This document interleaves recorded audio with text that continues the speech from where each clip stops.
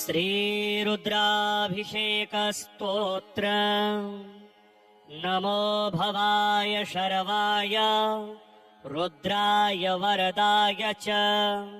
पशूनां पतये नित्य मुग्राय च कपर्दिने महादेवाय भीमाय त्र्यम्बकाय च शान्तये ईशानाय मखघ्नाय नमोऽस्पन्धकघातिने कुमारगुरवे तुभ्यं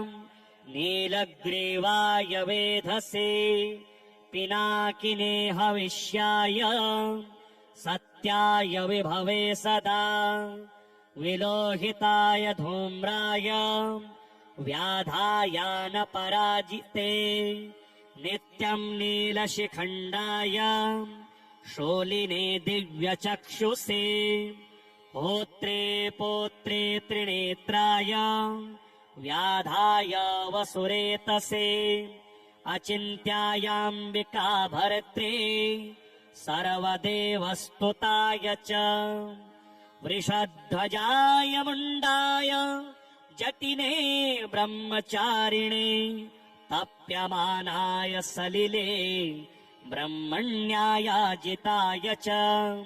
विश्वात्मने विश्वसृजे विश्वमावृत्य तिष्ठते नमो नमस्ते सेव्याय भूतानां प्रभवे सदा ब्रह्मवक्त्राय सर्वाय शङ्कराय शिवाय च नमोऽस्तु वाचस्पतये प्रजानां पतये नमः अभिगम्याय काम्याय स्तुत्यायार्याय सर्वदा नमोऽस्तु देवदेवाय महाभूतधराय च नमो विश्वस्य पतये पत्नीनां पतये नमः नमो विश्वस्य पतये महतां पतये नमः नमः सहस्रशिरसे सहस्रभुजमृत्यवे सहस्रनेत्रपादाय नमो सङ्ख्योऽयकर्मणि नमो हिरण्यवर्णाय हिरण्यकवचाय च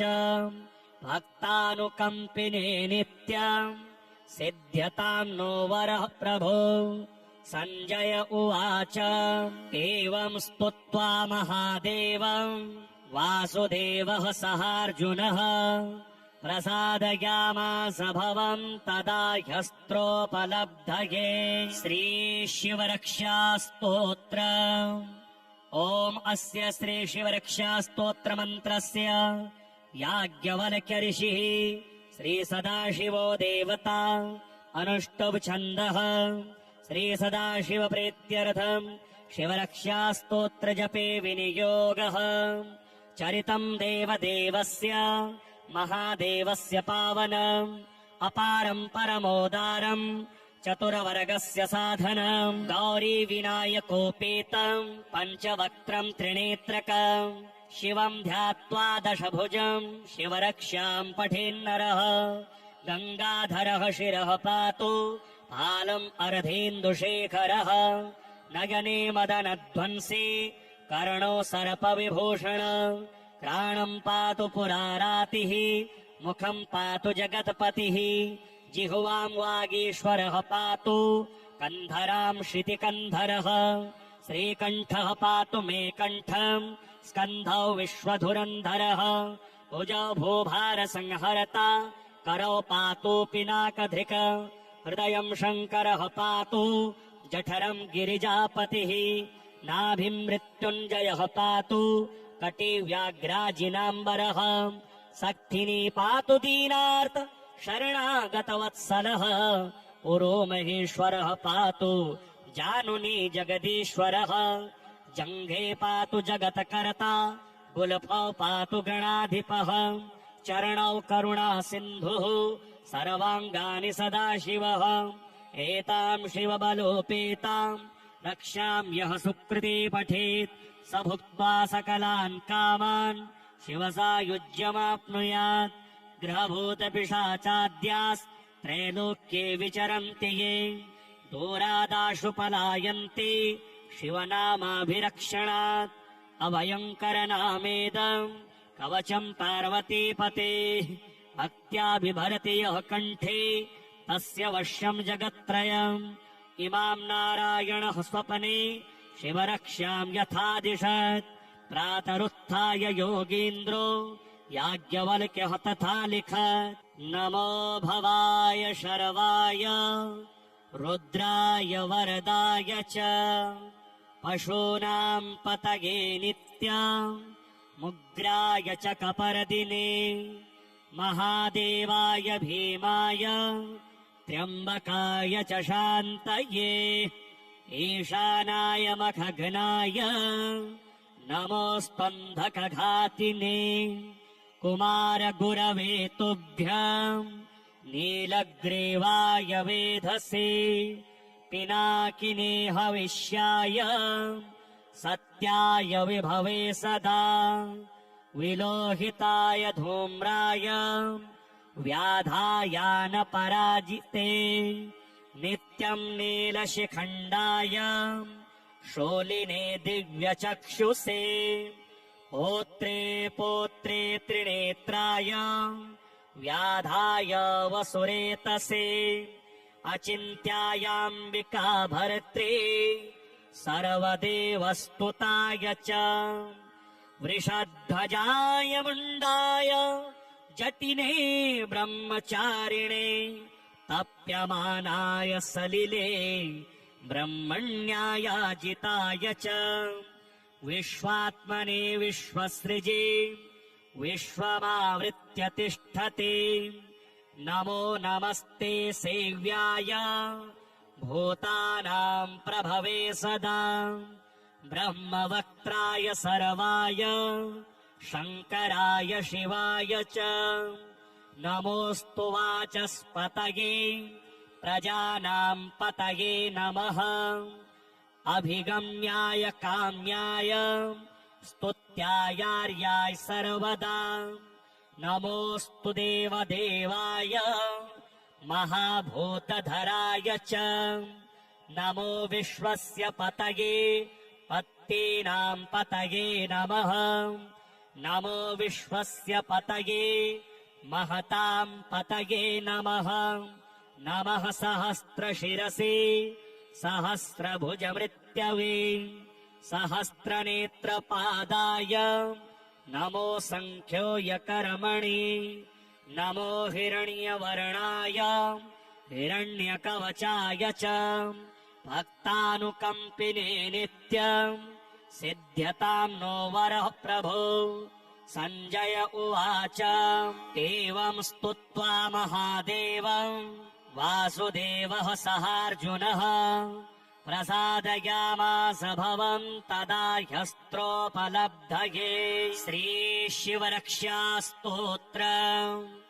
ॐ अस्य श्रीशिवरक्षास्तोत्रमन्त्रस्य याज्ञवल्क्य ऋषिः श्रीसदाशिवो देवता अनुष्टुप् छन्दः श्रीसदाशिवप्रीत्यर्थम् शिवरक्षास्तोत्रजपे विनियोगः चरितम् देवदेवस्य महादेवस्य पावनम् अपारम् परमोदारम् चतुरवर्गस्य साधनम् गौरी विनायकोपेतम् पञ्चवक्त्रम् त्रिनेत्रकम् शिवम् ध्यात्वा दशभुजम् शिवरक्षाम् पठेन्नरः गङ्गाधरः शिरः पातु फालम् अर्धेन्दुशेखरः नगने मदनध्वंसी कर्णो सर्पविभूषण घ्राणम् पातु पुरारातिः मुखम् पातु जगत्पतिः जिह्वाम् वागीश्वरः पातु कन्धराम् श्रुतिकन्धरः श्रीकण्ठः पातु मे कण्ठम् स्कन्धौ विश्वधुरन्धरः भुजौ भूभारसंहर्ता करौ पातु पिनाकधृक हृदयम् शङ्करः पातु जठरम् गिरिजापतिः नाभिम् मृत्युञ्जयः पातु कटिव्याघ्राजिनाम्बरः सक्थिनी पातु दीनार्थ शरणागतवत्सलः पुरो महेश्वरः पातु जानुनी जगदीश्वरः जङ्घे पातु जगत्कर्ता गुल्फौ पातु गणाधिपः चरणौ करुणा सिन्धुः सर्वाङ्गानि सदाशिवः एतां शिवबलोपेतां रक्षां यः सुकृते पठेत् स भुक्त्वा सकलान् कामान् शिवसायुज्यमाप्नुयात् ग्रहभूतपिशाचाद्यास्त्रैलोक्ये विचरन्ति ये दूरादाशु पलायन्ते शिवनामाभिरक्षणात् अभयङ्करनामेदम् कवचम् पार्वतीपतेः भक्त्या बिभरति यः कण्ठे तस्य वश्यम् जगत्त्रयम् इमाम् नारायणः स्वपने शिवरक्ष्याम् यथादिशत् प्रातरुत्थाय योगीन्द्रो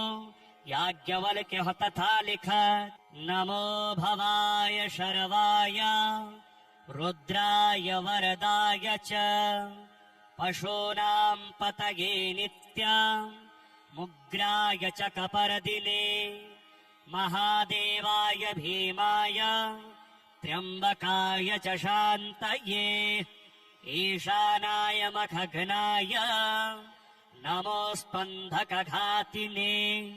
कुमारगुरवे तुभ्यम् नीलग्रीवाय वेधसे पिनाकिने हविष्याय सत्याय विभवे सदा विलोहिताय धूम्राय व्याधायानपराजिते नित्यम् नीलशिखण्डाय शोलिने दिव्यचक्षुषे होत्रे पोत्रे त्रिनेत्राय व्याधाय वसुरेतसे अचिन्त्यायाम्बिका भर्त्रे सर्वदेवस्तुताय च वृषध्वजाय मुण्डाय जटिने ब्रह्मचारिणे तप्यमानाय सलिले ब्रह्मण्यायाजिताय च विश्वात्मने विश्वसृजे विश्वमावृत्य तिष्ठते नमो नमस्ते सेव्याय भूतानां प्रभवे सदा ब्रह्मवक्त्राय सर्वाय शङ्कराय शिवाय च नमोऽस्तु वाचस्पतये प्रजानां पतये नमः अभिगम्याय काम्याय स्तुत्यायार्याय सर्वदा नमोऽस्तु देवदेवाय महाभूतधराय च नमो विश्वस्य पतये पत्नीनां पतये नमः नमो विश्वस्य पतये महतां पतये नमः नमः सहस्रशिरसे सहस्रभुजमृत्यवे सहस्रनेत्रपादाय नमो सङ्ख्योऽयकर्मणि नमो हिरण्यवर्णाय हिरण्यकवचाय च भक्तानुकम्पिने नित्यम् सिद्ध्यतां नो वरः प्रभो सञ्जय उवाच एवं स्तुत्वा महादेवम् वासुदेवः सहार्जुनः प्रसादयामास भवम् तदा ह्यस्त्रोपलब्धये श्रीशिवरक्षास्तोत्र ॐ अस्य श्रीशिवरक्षास्तोत्रमन्त्रस्य याज्ञवल्क्य ऋषिः श्रीसदाशिवो देवता अनुष्टुप् छन्दः श्रीसदाशिवप्रीत्यर्थम् शिवरक्षास्तोत्रजपे विनियोगः चरितम् देवदेवस्य महादेवस्य पावनम् अपारम् परमोदारम् चतुरवर्गस्य साधनम् गौरी विनायकोपेतम् पञ्चवक्त्रम् त्रिनेत्रकम् शिवम् ध्यात्वा दशभुजम् शिवरक्षाम् पठेन्नरः गङ्गाधरः शिरः पातु फालम् अर्धेन्दुशेखरः नयने मदनध्वंसी कर्णो सर्पविभूषण घ्राणम् पातु पुरारातिः मुखम् पातु जगत्पतिः जिह्वाम् वागीश्वरः पातु कन्धराम् शितिकन्धरः श्रीकण्ठः पातु मे कण्ठम् स्कन्धौ विश्वधुरन्धरः भुजौ भूभारसंहर्ता करौ पातु पिनाकधृक् हृदयं शङ्करः पातु जठरं गिरिजापतिः नाभिं मृत्युञ्जयः पातु कटिव्याघ्राजिनाम्बरः सक्थिनी पातु दीनार्त शरणागतवत्सलः पुरो महेश्वरः पातु जानुनी जगदीश्वरः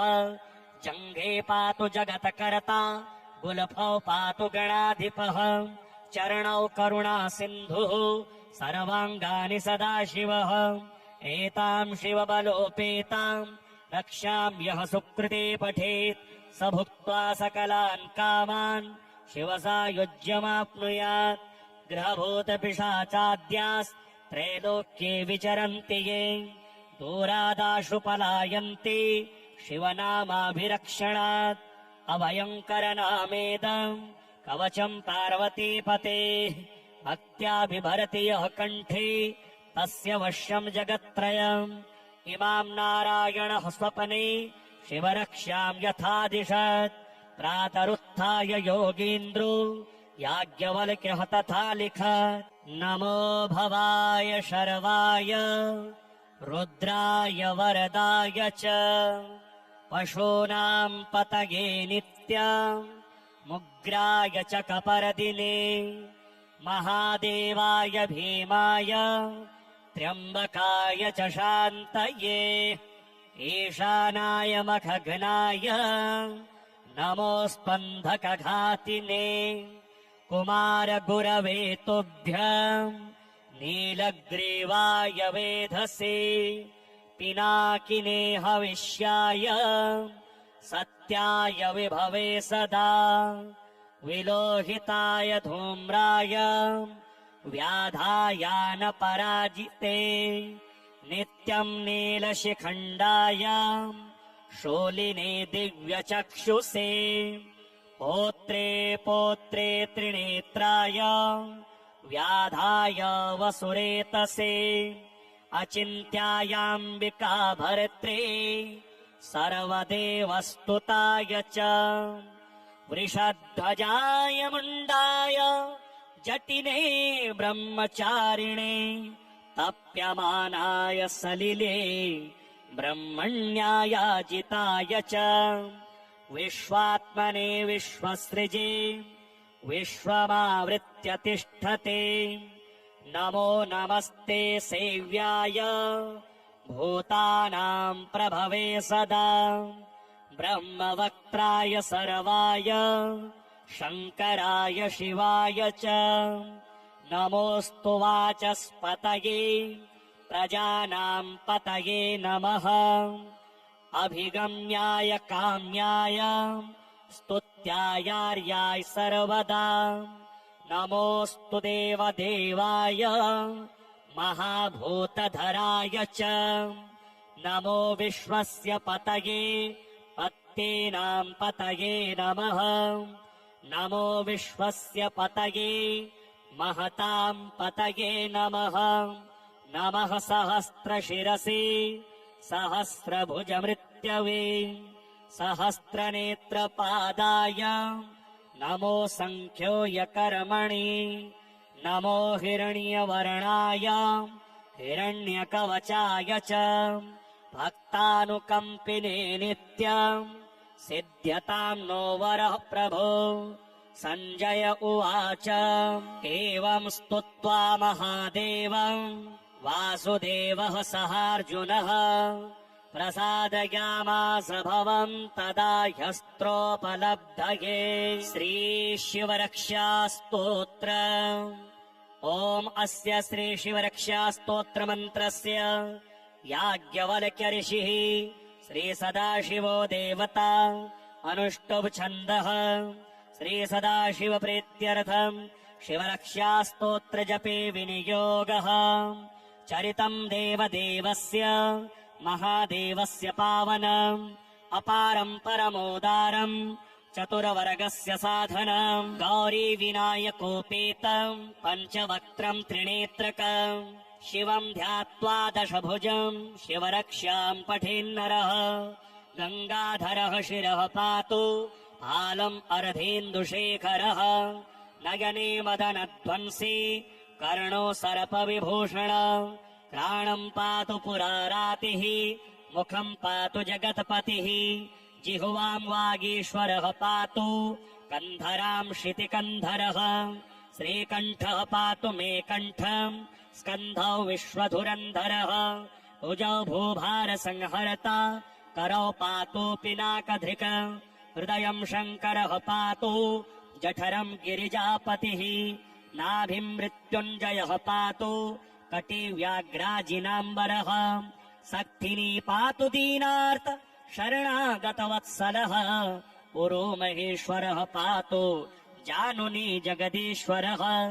जङ्घे पातु जगत्कर्ता गुल्फौ पातु गणाधिपः चरणौ करुणा सिन्धुः